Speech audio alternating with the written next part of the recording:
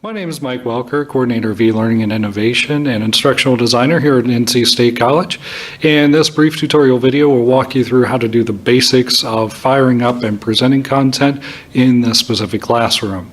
The good news is this is one of the more advanced classrooms we have, where we have a variety of presentation equipment to allow you to present whole lots of different kinds of multimedia to your students.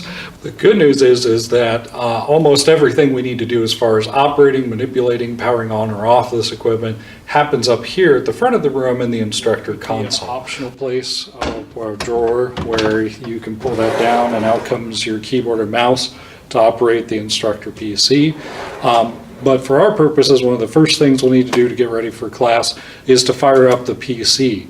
Now in this case, we'll have a solid door, but you could also have one with glass, and we'll open that up and you'll see it on one side or the other. And for almost all these guys, in the top left corner of the PC, you'll see there's a button there, and that's our power button. And if we press that, you can tell it's on by it being lighted. On these particular models of instructor podiums, to get things fired up, look for the circle with the line through it, the power symbol and or the projector logo. If I just click on that, that should make the whole panel blink in blue, and then that will begin to fire up the projector for me.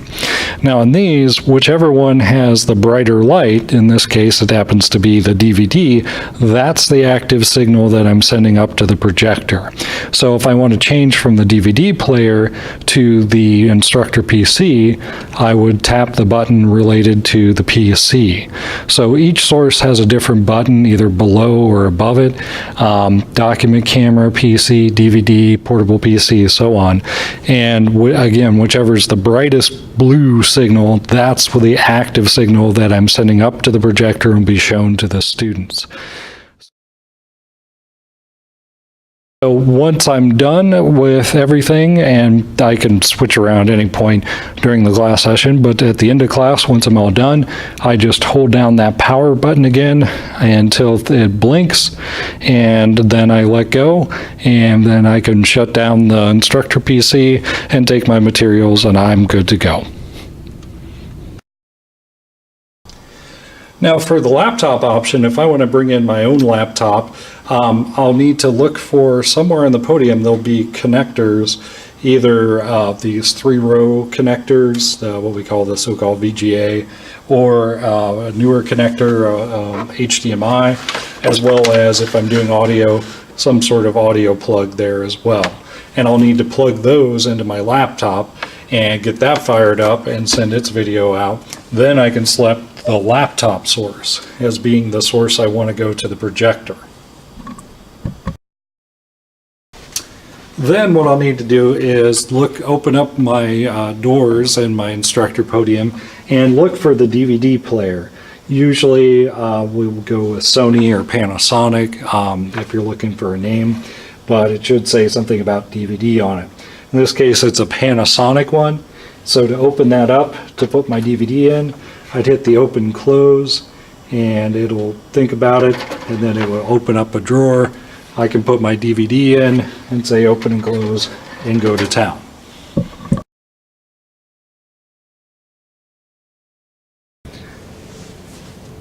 Now in this particular classroom, there happens to be a Duquesne model document camera. And again, some folks are weirded out about what you can do with a document camera, but it is a very handy device. Basically, you've got a camera mounted on an arm above a stage.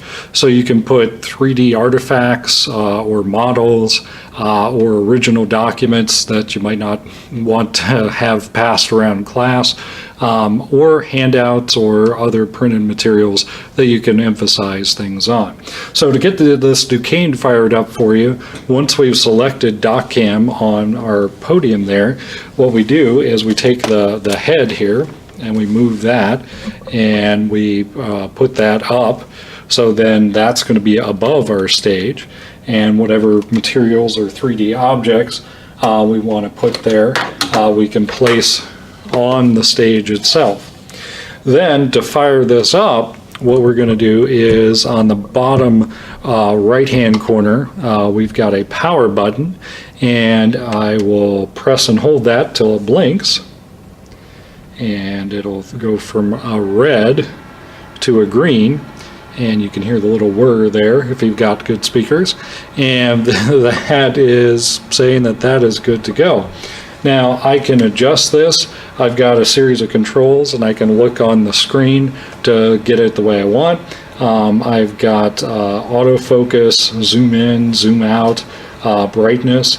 And on these models, it's nice you've got little side lights here that you can deploy and say I want to fire up these guys as well. And you just push the lamp release forward on this, and that'll release those, and then I can unfold these and get side lighting however I need to on that.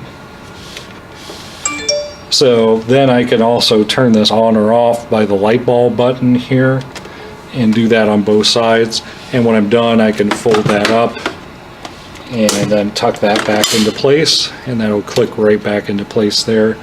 And when I'm ready to turn this off, I'll just hold down that same power button again, it'll blink, and I can lay that arm down if I want, and then away I go. And that's the basics of how to operate your Duquesne document camera. One other item to look for is this little black Kensington remote. If I'm doing some sort of slide deck presentation, remote connection to the instructor PC, so I can advance a slide or go back a slide or hide or use a laser pointer. That's the bare bone basics of getting into this beast, firing everything up. You use a quick tour of some of the possibilities that are here, and then shutting it down. The word of a caution on this: don't feel intimidated by all this, and likewise don't feel like you have to use all these woozles just to use them. Make sure when you're always using instructional technology, it's situated in a context of best practice. If you'd like to talk more about those or how to have effective use of your multimedia, you can get a hold of us at elearning@ncstatecollege.edu, 419-755-4706. Be happy to work with you in whatever questions or topics you want to work with. Other than that, have a great class.